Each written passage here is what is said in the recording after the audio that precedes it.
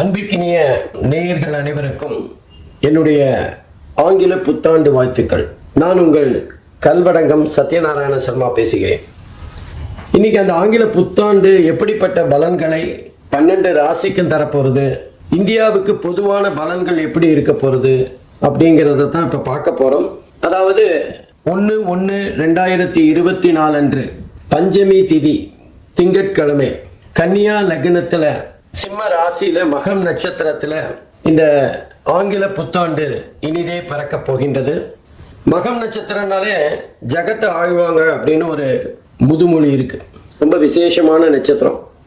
அந்த நட்சத்திரத்தில் இந்த ஆங்கில புத்தாண்டு பிறக்கிறதுனால 2024 அப்படிங்கிற இந்த ஆண்டு நம்முடைய இந்தியாவை ஆளுகின்ற ஒரு ஆண்டாக இருக்கும். நம்ம இஷ்டப்படி நம்ம அந்த ஆண்டை கையில் எடுத்து நமக்கான வழிமுறைகளை எடுத்து செல்ற மாதிரி எல்லாம் இருக்காது. முழுஷா இந்த ஆண்டு இந்த ஆண்டு எப்படி போறது அப்படிங்கிறது இந்த ஆண்டோட கையில தான் இருக்கு. குறிப்பா சொல்லணும்னா இது ஒரு மாற்றத்திற்கான ஆண்டு. இந்த ஆண்டோட மிக முக்கியமான குறிக்கோள், லட்சியம் இதெல்லாம் சொல்லணும்னா மாற்றம் ஒன்றே மாறாதது அப்படின்னு சொல்லுவோம். அந்த மாதிரி இது மாற்றத்திற்கான மிக அற்புதமான ஆண்டாக இருக்க போகின்றது. ஏன் அப்படின்னு பார்த்தோம்னா, குறிப்பாக மகர ராசியில் சனி பகவானும் புளூட்டோ கிரகமும் இணைந்து கடந்த பல வருடங்களாக, அதாவது ஒரு 3-4 வருடங்களாக சஞ்சாரம் செய்து கொண்டிருக்கின்றது. பொதுவாக புளூட்டோ கிரகம் ஒரு ராசியில் 30-35 வருஷம் வரைக்கும் சஞ்சாரம் செய்வார். சனி பகவான் அந்த மகர ராசியில் ஒரு 2.5 வருஷம் சஞ்சாரம் செய்வார். மகர ராசிங்கிறது நம்ம இந்தியாவோட ராசி. ஆகவே இந்தியாவோட ராசியில புளூட்டோ கிரகமும் சனி கிரகமும் இணைந்து இருக்குமே ஆனால் அது மிகப்பெரிய ஒரு புரட்சியை ஏற்படுத்துகின்ற ஆண்டாகத்தான் இருக்கும்.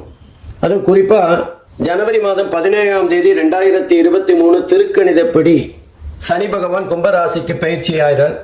அதுக்கப்புறம் அதிசாரமா வக்கரமா அவர் மகரத்திலும் கும்பத்திலுமாக சஞ்சாரம் செய்து பலன்களை தந்து கொண்டிருக்கின்றார். திருநள்ளாறு வாக்கிய பஞ்சாங்கத்தின்படி டிசம்பர் மாதம் 20ஆம் தேதி 2023 சனி பகவான் பயிற்சியாகி மகரத்திலிருந்து கும்பத்துக்கு போறார். ஆகவே இந்த புளூட்டோவும் சனி பகவானும் பிரிகின்ற இந்த வேலை அப்படிங்கிறது ஒரு பெரிய மாற்றத்தை தருகின்ற வேலையா இருக்கும். உதாரணமா முன்னாடி எல்லாம் நம்ம உலகத்துல பார்த்தோம்னா அடிமைகளை விலைக்கு வாங்கி அவங்கள கொத்தடிமைகளாக வீட்டில் வேலை வாங்கிட்டு இருக்கிற ஒரு காலம் இருந்தது. இந்த அடிமை கொத்தடிமை போன்ற விஷயங்கள் எல்லாம் அழிக்கப்பட்டது. இந்த மாதிரி சனியும் புளூட்டோவும் ஒரே ராசியில சஞ்சாரம் செய்து பிரிந்த அந்த வேலை தான்.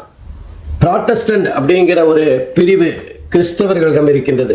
அந்த ப்ராட்டஸ்டன்ட் வருவதற்கான காலமும் இது மாதிரி ஒரு ராசியில புளூட்டோவும் சனியும் இருந்து பிரிந்து சென்ற காலம்தான். அப்போ எந்த நாட்டுக்கு உரிய ராசியில அந்த புளூட்டோவும் சனியும் சஞ்சாரம் செய்து பிரிகின்றார்களோ அந்த நாட்டுக்கான பலன்களை அவர்கள் தருவார்கள். அப்படி பார்க்குறப்போ மகர ராசிங்கிறது இந்தியாவோட ராசி. இந்தியா ராசியிலேருந்து சனி பகவான் பிரிஞ்சு புளூட்டோலேருந்து பிரிஞ்சு வெளியில போறார் கும்பத்துக்கு. ஆகவே இந்தியாவுக்கான பலன்கள் மாற்றத்தை தருகின்ற மிகப்பெரிய ஒரு பலனாக இருக்கும். நீங்க எடுத்து பார்த்தீங்கன்னா கடந்த ஒரு 6 மாதமாக உலக அளவில் பெண்கள், இந்தியாவின் பெண்கள் உச்ச பதவிகளை பெற்ற வரலாறுகளை பார்க்கலாம். இனி வருகின்ற காலம் கூட இந்த மாதிரி பெண்கள் மிகப்பெரிய முக்கியமான பொறுப்புகளில் அமர்கின்ற ஒரு சூழ்நிலை கண்டிப்பாக ஏற்படும். எப்பெல்லாம் இந்த மாதிரி ஒரு புளூட்டோவும் சனியும் சேர்ந்திருந்து பிரிந்து செல்லுகின்றார்களோ அப்பெல்லாம் ஒரு புரட்சி வெடிக்கும். அப்போ ஏதாவது ஒரு மிகப்பெரிய கொடுமைகள் அகன்று நன்மைகள் நாட்டுக்கு கிடைக்கும். அந்த மாதிரி ஒவ்வொரு 30 வருஷமும், அதாவது இனி இந்த சனியும் அந்த புளூட்டோவும் சந்திப்பதற்கான வருடங்கள் அப்படின்னா திரும்ப ஒரு அந்த சனீஸ்வர பகவான் கும்பத்திலோ மீனத்திலோ திரும்பவும் சந்திக்க வேண்டி வரும். அப்பவும் கூட அது இந்தியாவோட ராசியா இருக்காது. அதனால இந்த காலகட்டம் இந்தியாவோட இந்த ராசி இதெல்லாம் மிகப்பெரிய ஒரு மாற்றத்தை இந்தியாவுக்கு தரப்போறது. அதுதான் 2024 பலாபலன்களாக இருக்கும். இயற்கை சீற்றம் இந்த காலகட்டத்தில் ரொம்ப கொஞ்சம் அதிகமாக தான் இருக்கும். குறிப்பாக தென்னிந்திய பகுதிகள் எல்லாமே எதிர்பாராத மிகப்பெரிய வெள்ளம், வெயில் எல்லா விஷயங்களிலுமே சீதோஷ நிலை அல்லது தட்பவெட்ப நிலையில் மாறுதல்கள் மக்களுக்கு ஒரு கஷ்டத்தை தருகின்ற அமைப்பாக இருக்கும். தண்ணி கேட்கும்போது தண்ணி கிடைக்காது, ஆனால் வெள்ளமாக தண்ணி வரும்போது தண்ணியை வேண்டான்னு சொல்லும். அதுதான் நிலைமையாக இருக்கும். அது மாத்திரம் இல்லை, மாறுதல் அப்படின்னு சொன்னோம். அப்போ தென்னிந்தியாவில் எடுத்துட்டாலும் சரி, இந்தியாவில் எந்த பகுதியில் எடுத்துட்டாலும் எங்கெல்லாம் குளிர் அதிகமாக இருக்கும்னு நம்ம நினைப்போமோ, அல்லது குளிர் பகுதி அப்படின்னு நம்ம குறிப்பிட்டிருக்கிற இடங்களுக்கெல்லாம் குளிர் மிதமாக இருக்கும். இது குளிராத ஒரு பகுதின்னு நினைச்சிட்டு இருக்கிற பகுதியிலெல்லாம் குளிர் கொஞ்சம் அதிகமாக இருக்கும். உதாரணமாக சென்னையில் குளிர் இந்த வருடம் அதிகமாக இருக்கின்ற ஒரு தன்மையை பார்க்கலாம். அதுக்கு மழையும் ஒரு காரணமாக இருந்தாலும் குளிரின் அளவு கொஞ்சம் அதிகமாக இருக்கக்கூடிய வாய்ப்புகள் இருக்குது. அதே மாதிரி நம்ம அண்டை நாடுகள் மூலமாக ஏதாவது போர் மேகங்கள், போர் வருவதற்கு வாய்ப்புகள் இல்லை, போருக்கான ஏதாவது முகாந்திரம் ஏற்பட்டு அது கடைசியில் பேச்சுவார்த்தையில் சரி செய்யப்படும். ஆகவே ஒரு விதமான பதட்டமான எல்லை பகுதியில் பதட்டம் எப்பவுமே இருந்துட்டு இருக்கிற மாதிரியான ஒரு சூழ்நிலை இருக்கும். அரசியல் தட்பவெப்பங்கள் கூட அப்பப்போ ரொம்ப பாதிப்பாகவும் அதே நேரத்தில் ரொம்ப கொந்தளிப்பாகவும் இருக்கின்ற ஒரு காலகட்டமாக இது அமையும். எதிரிக்கு எதிரி நண்பன் சொல்லுவோம், ஆனால் அரசியலில் எதிரி நண்பர் இதெல்லாம் கிடையாதுங்கிற ஒரு தாத்பரியம் இருக்கு. அந்த வகையில் எதிர்பாராதவர்கள் சேருகின்ற ஒரு மிகப்பெரிய மாறுதலை இந்த வருஷம் சந்திக்க போகிறோம். அதுக்கப்புறம் இந்த ஒரு புதிய நோய், கண்ணு சம்பந்தமாக ஏதாவது ஒரு நோய் வரக்கூடிய வாய்ப்புகள் இருக்குது. எப்படி நமக்கு கொரோனா மிகப்பெரிய ஒரு பாதிப்பை தந்து மக்களை முடக்கி போட்டதோ, அது மாதிரி கண்ணு சம்பந்தமாக ஏதாவது ஒரு சின்ன இனம் தெரியாத ஒரு நோய் பரவி வரக்கூடிய வாய்ப்புகள் இருக்கு. அதே மாதிரி மக்களுக்கு இருக்கிற மாதிரியே ஜீவராசிகளுக்கும் கால்நடைகளுக்கும் விஷ ஜுரங்கிற மாதிரி ஒரு ஜுரம் வந்து மிகப்பெரிய பாதிப்பை தரக்கூடும். இன்னும் சொல்லப்போனால் இந்த காலகட்டத்தில் மக்கள் மிகப்பெரிய ஒரு கொந்தளிப்பிலேயே இருக்கிற ஒரு சூழ்நிலை இருக்கும்.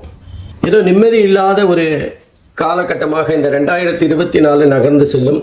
அதுவும் குறிப்பாக அந்த குரு பகவான் ஏப்ரல் மேல வந்து மேஷத்திலேருந்து ரிஷபராசிக்கு மாறுற வரைக்கும் பாதிப்பு கொஞ்சம் அதிகமாக தான் இருக்கும்.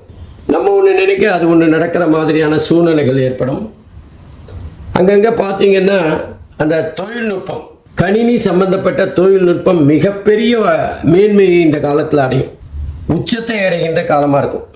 கணினி சார்ந்த படிப்புகள் அமோகமாக மக்களால் வரவேற்கப்படும். எப்பெல்லாம் ஒரு விஷயத்தில் வளர்ச்சி இருக்கோ அப்போ அந்த விஷயத்தில் பின்னாடி ஏதாவது பாதிப்புகளும் இருக்கத்தான் செய்யும். அதே மாதிரி சைபர் கிரைம் அதிகரிக்கின்ற காலகட்டமாக இருக்கும். மோசடி பேர்வழிகள் புதுசாக ஏதாவது ஒரு வழியை கண்டுபிடிச்சு அதன் மூலமாக மக்களை ஏமாற்றுகின்ற காலமாக இருக்கும். பொதுவாக நம்ம ஏமாறும் போது தானே சில விஷயங்களை கற்றுக்கிறோம், எப்படி ஏமாறக்கூடாதுன்னு. ஆகவே புதிய புதிய கண்டுபிடிப்புகளுக்கு இந்த காலகட்டம் மிக அற்புதமாக இருக்கும். குறிப்பாக கணினி சார்ந்த துறைகள் உச்சத்தை தொடுகின்ற மேன்மையை பெறுகின்ற ஒரு காலகட்டமாக இருக்கும். இன்னும் சொல்லப்போனால் இதெல்லாம் கூட கணினினால் பண்ண முடியுமா அப்படிங்கிற ஒரு ஆச்சரியத்தை தருகின்ற வகையில் பல துறைகளுக்குள்ள அந்த கணினி மிகப்பெரிய தாக்கத்தை ஏற்படுத்தும். தொடர்ந்து நம்ம விவசாயம் பார்த்தீங்கன்னா இந்த வருஷம் ரொம்ப அமோகமாக இருக்கும். ஆனாலும் நமக்கு மனுஷங்களுக்கும் ஜீவராசிகளுக்கும் இருக்கிற மாதிரியே அந்த பயிர்களுக்கும் ஏதாவது நோய்கள் வரக்கூடிய வாய்ப்புகள் இருக்கு.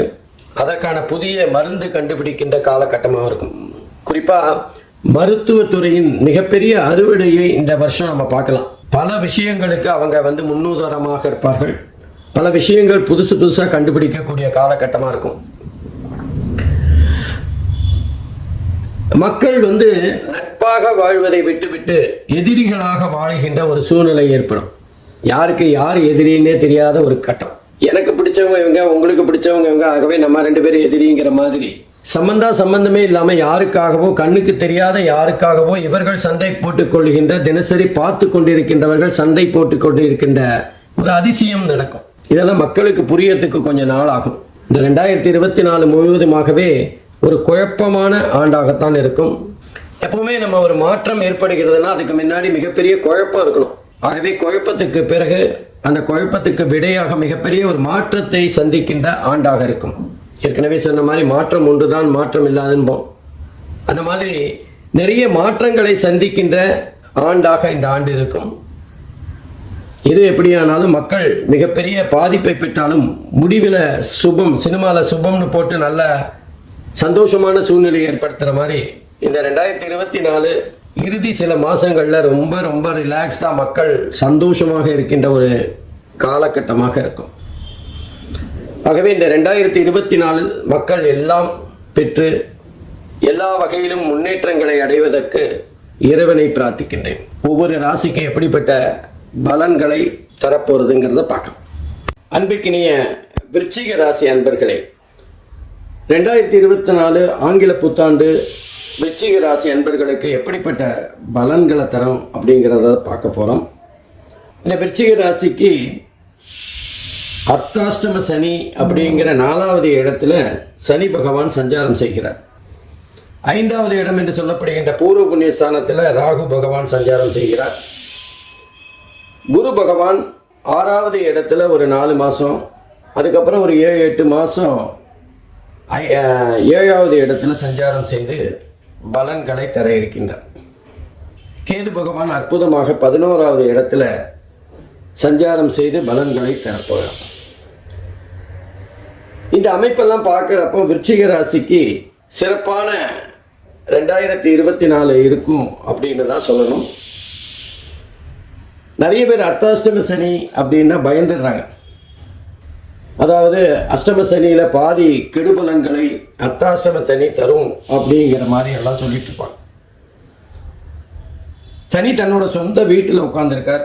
அதே நேரத்தில் சனி பகவான் தன்னுடைய பலன்களை கொஞ்சம் மெதுவாக தரக்கூடியவர், மந்தக்காரன் இல்லை. இந்த அர்த்தாஷ்டம சனி என்ன பண்ணும் அப்படின்னா, செவ்வாய்க்கும் சனிக்குமான தொடர்பு தான் இந்த அர்த்தாஷ்டம சனி. விருச்சிக ராசியை பொறுத்தவரை அர்த்தாஷ்டம சனி பெரிய அளவில் பாதிப்பெல்லாம் தராது. நல்ல விஷயமாக சில கஷ்டங்களை தரப்போகிறார். உதாரணமாக, நம்ம வேலையில் அதிக உழைக்க வேண்டிய ஒரு கட்டாயம் இருக்கும். நம்முடைய வேலையை தவிர நம்ம இன்னொருத்தரோட வேலையை பண்ணுற மாதிரி இருக்கும். இல்லை நம்ம வீட்டில் நமக்கான வேலை அப்படின்னு நம்ம நினச்சிட்டு இருக்கிறத விட அதிகமாக வேலை இருக்கும். யாராவது ஒருத்தர் வெளியூர் போனதுனால அவங்க வேலையும் சேர்த்து நம்ம பார்க்குற மாதிரி இருக்கும். இந்த அர்த்தாஷ்டம சனி மொத்தத்தில் என்ன பண்ணும் அப்படின்னா, கொஞ்சம் உடல் அசதியை தரும். எப்படா இப்போ ரெஸ்ட் எடுப்போம் அப்படிங்கிற ஒரு கவலையை தரும். இந்த வேலையே வேண்டாம், பேசாமல் இந்த சமையல் கூட வேண்டாம், வெளியிலேருந்து சாப்பாடு வாங்கிடலாமா அப்படிங்கிற ஒரு எண்ணத்தை தரும். உடம்பு எனக்கு கொஞ்சம் ரெஸ்ட் கொடுன்னு கேட்குற ஒரு சூழ்நிலை தான் இந்த அர்த்தாஷ்டம சனியில் விருச்சிக ராசி அன்பர்கள் பெற போகிறாங்க. ஆனால் நீங்கள் கொஞ்சம் கவனித்து பார்த்தீங்கன்னா 2012லேருந்து 2017 வரைக்கும் விருச்சிக ராசி அன்பர்கள் படாத பாடுபட்டிருப்பாங்க. வலது பக்கம் போனால் ஒரு இடி, இடது பக்கம் போனால் ஒரு இடி, நேராக போனால் வேற இடி, இந்த மாதிரி எல்லா இடங்களிலுமே சோதனைகளை சந்தித்தவங்க தான் இந்த விருச்சிக ராசி அன்பர்கள். அதனால் இப்போ இருக்கிற இந்த பிரச்சனை ஒரு பெரிய இஷ்யூவே இல்லை அவங்களுக்கு. சமீபத்தில் அவங்க பட்ட கஷ்டங்களுக்கு இப்போ நடக்கிற அந்த அர்த்தாஷ்டம சனி மிகப்பெரிய பாதிப்பெல்லாம் தராது. அதுவும் கூட குரு பகவான் தன்னுடைய 7வது பார்வையாக விருச்சிக ராசியை பார்க்கும்போது சனியோட பாதிப்பை வெகுவாக குறைச்சிடுவார். ஆகவே இந்த சனி பகவானோட அர்த்தாஷ்டம சனியை பற்றி கவலைப்பட வேண்டிய அவசியமே இல்லை. நல்ல விஷயங்களை நம்ம இப்போ மருந்து சாப்பிடும்போது கொஞ்சம் தேன் சாப்பிட்டு கலந்து சாப்பிட்ற மாதிரி தான். நல்ல விஷயங்களுக்காக சில கஷ்டங்களை தரப்போகிறார், அவ்வளோதான். அந்த கஷ்டங்களோட முடிவில் நல்ல விஷயங்கள் நடக்கும். இதுதான் அந்த அர்த்தாஷ்டம சனி செய்ய போகிற பலன்கள் விருச்சிக ராசியை பொறுத்தவரை. அடுத்தது 5வது வீட்டில் ராகு பகவான், புத்திரஸ்தானம், பூர்வ புண்ணியஸ்தானம். அங்கே போய் ராகு பகவான் உட்காந்துருக்காரு அப்படின்லாம் பயப்பட வேண்டிய அவசியமே இல்லை. ராகு பகவானுக்கு குருவோட வீடு ஸ்தான பலம் ரொம்ப அற்புதமாக இருக்கும். அங்கேருந்து மிகப்பெரிய அளவில் கெடுபலன்களை எல்லாம் தரமாட்டார்.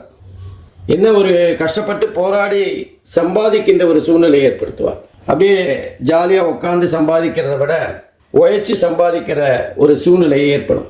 அப்பப்போ அதிர்ஷ்டங்களையும் தருவார். குழந்தைகள் விஷயத்தில் சின்ன சின்ன அதிர்ச்சியான சம்பவங்கள் நடக்கலாம். கீழே விழுந்து அடிபடுறது, இல்லை அவங்க யாரு கூடயாவது சண்டை போட்டுட்டு வருது, இந்த மாதிரி சின்ன சின்ன பிரச்சனைகள் அந்த வயசுக்கு ஏற்ற மாதிரியான குழந்தைகள் மூலமாக பிரச்சனைகள் வந்து போகிறதுக்கான வாய்ப்புகள் இருக்குது. அதனால் பயப்படுற மாதிரி ஒன்றும் இருக்காது. ஏன்னா குருவோட வீட்டில் இருந்து ராகு கெடுபலன்களை அதிகமாக தரமாட்டார். ஏன்னா நம்ம இருக்கிற சூழ்நிலையை வச்சு தானே பலன்களை தரணும். ராகு கேது பொதுவாக எந்த இடத்துல இருக்காங்களோ அந்த இடத்துக்கு ஏற்ற மாதிரி பலன்களை தரக்கூடியவர்கள். அப்போ அந்த ராகுவினால் மிகப்பெரிய அளவில் விருச்சிக ராசிக்கு பாதிப்பு இருக்காது. சனியும் சுமாரான பலனை தருவார்னாலும் சனி ராகு 2 பேருமே கொஞ்சம் கொஞ்சம் சிரமங்களை தந்தாலும் அந்த சிரமங்களுக்கு பின்னாடி ஒரு நல்ல காரியம் அல்லது நல்ல செயல், நல்ல யோகமான அனுபவங்களை விருச்சிக ராசி பெறப்போகிறாங்க. மொத்தமாக சொல்லணும்னா உடல் ரீதியாக கொஞ்சம் அசதிகள், கஷ்டங்கள் அல்லது ஆரோக்கிய குறைபாடுகள் இருக்கலாம், அவ்வளோதான். மற்றபடி ராகுவும் சனியும் நல்ல பலனைத்தான் தரப்போகிறாங்க. அடுத்து ஒரு 4 மாதம் குரு பகவான் 6வது வீட்டில் இருந்து பலன்களை தரப்போகிறாங்க. இந்த 6வது வீட்டில் குரு பகவான் கெடுபலனை தருவார்னா கண்டிப்பாக கிடையாது. ஏன்னா குருவை பொறுத்தவரை 3-4 இடங்களை தவிர மற்ற இடங்கள் எல்லாமே நல்ல முன்னேற்றத்தை தருகின்ற ஒரு இடம்தான். நல்ல பலனை தருவாரா அப்படிங்கிறத விட கெடுபலன்களை தரமாட்டார். நல்ல பலன்கள் குறைவாக இருக்கும், அவ்வளோதான். 6வது வீட்டில் இருக்கும்போது வேலை சம்பந்தமான சில மாற்றங்களை சந்திக்கக்கூடும். நம்ம இந்த மாதிரி பண்ணிட்டோமே, இந்த வேலையை விட்டுட்டு இருக்கிறத விட்டுட்டு பிடிக்கிறத பார்த்தவே அப்படிங்கிற ஒரு எண்ணம் ஏற்படலாம். அதாவது இருக்கிற வேலையை விட்டுட்டு வேறு வேலையில் நம்ம செட்டில் ஆகிறதுக்கான கொஞ்சம் காலகட்டமாகும். நம்ம நினச்சது ஒன்று நடக்கிறது ஒன்று அப்படிங்கிற மாதிரியான ஒரு சூழ்நிலை ஏற்படுத்துவார். ஆனால் அதையும் நீங்கள் சமாளித்து தான் வரப்போகிறீங்க. ஏன்னா விருச்சிக ராசி அவங்க சும்மா இருக்கும்போது தான் அவங்களுக்கு பிரச்சனை. Idle man's mind is devil's மைண்ட்னு சொல்லுவாங்களே, அந்த மாதிரி சும்மா இருக்கும்போது அவங்க சிந்திக்க ஆரம்பித்தாங்கன்னா அது பிரச்சனை தான். அப்போது அவங்க பிஸியாக வேலை பார்க்க அவங்களுக்கு மைண்டு எந்த விதமான தப்பான நோக்கத்தில் சிந்திக்காது, மனசு தானே பிரச்சனை.